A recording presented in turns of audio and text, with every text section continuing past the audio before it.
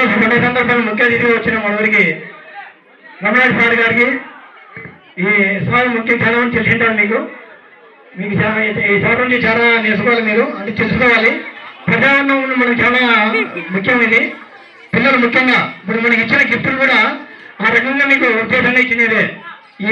ఈరోజు పండుగకు మీకు ఇచ్చే గిఫ్ట్కి చాలా దగ్గర సంబంధం ఉంది. పొల్యూషన్ కంట్రోల్లో భాగంగా మీకు టూర్ బ్యాగ్స్ అంటే ప్లాస్టిక్ నివారించే కార్యక్రమంలో భాగంగా ఇది ఒక విధంగా మీకు ఇంట్రెస్ట్ చేయాలని ఉద్దేశంతో కామన్ గిఫ్ట్ కింద అందరికి ఇచ్చాము. ఈ సందర్భంగా ఒకసారి ఒక 2 మాటలు రమణాజ్ సార్ మాట్లాడతారు.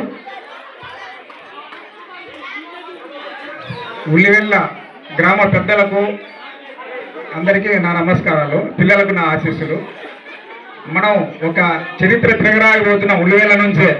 ఎందుకంటే మట్టి విగ్రహం అనేది ప్లాస్టర్ ఆఫ్ పారిస్తో తయారు చేయబడి ప్రతి సంవత్సరము వేల ఖర్చుతో 5,000 పెట్టి పెట్టినామా, 10,000 పెట్టి పెట్టినామా, 30,000 పెట్టి పెట్టినామా, ఎంత ఎత్తు విగ్రహం పెట్టినామా అని చెప్పి దాన్ని తీసుకెళ్ళి మనం ఎక్కడో మురికాలంలో చెరువులు వేస్తే అది మట్టిలో కలిసిపోకుండా ఉన్ననాళ్ళు మనం ఒక్కసారి ఆ విగ్రహాన్ని చూసినప్పుడల్లా అది మహాపాపం. ఎంతో పవిత్రంగా దానికి పూజలు చేసి ఆ విగ్రహాన్ని తిరిగి తీసుకెళ్ళి ఆ మట్టిలో కలిసిపోతే ఏం లేదు, భూమిలో కలిసిపోకుండా మనం రోజు చూస్తూ ఉంటాం.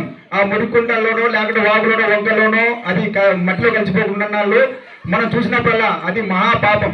అదే ఇక్కడ పూజలు అందుకున్న విఘ్నేశ్వరుడు ఆ ఎండకు ఎండుతూ వానకు తలుస్తూ మనం చూసినప్పుడల్లా అరే ఈ విగ్రహాన్ని మనం పూజ చేసిందా అనే విధంగా మనం చూడకూడదు. అయిపోయి మట్టిలో కలిసిపోతే ఆ విగ్రహం ఏముండదు, రూపం అనేది ఉండదు.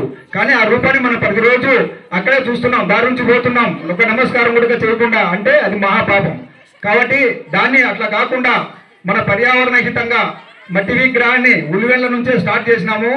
ఈ సంవత్సరం ఏదో కొంత పగుళ్ళు ఏర్పడే విధంగా నెక్స్ట్ టైం అటు రాకుండా ఆవు పేడ మట్టితో కలిపి విగ్రహాలు తయారు చేస్తాము.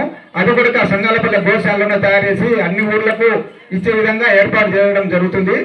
అది నాంది, ఇక్కడ నుంచి ఈ ఊరు నుంచి నాంది పలకడం ఎంతో గొప్ప విషయము. ఈ విధంగా ఆ మంచి ఆలోచన వచ్చినందుకు, ఈ పర్యావరణ హితంగా మంచి ఆలోచన వచ్చినందుకు ఈ గ్రామ ప్రజలందరికీ ప్రత్యేక ధన్యవాదాలు తెలియజేస్తూ వాళ్ళని ప్రత్యేకంగా అభినందిస్తున్నాను. వాళ్ళకి ప్రత్యేక కృతజ్ఞతలు. ఓకే, అందరికీ నా నమస్కారం. గణపతి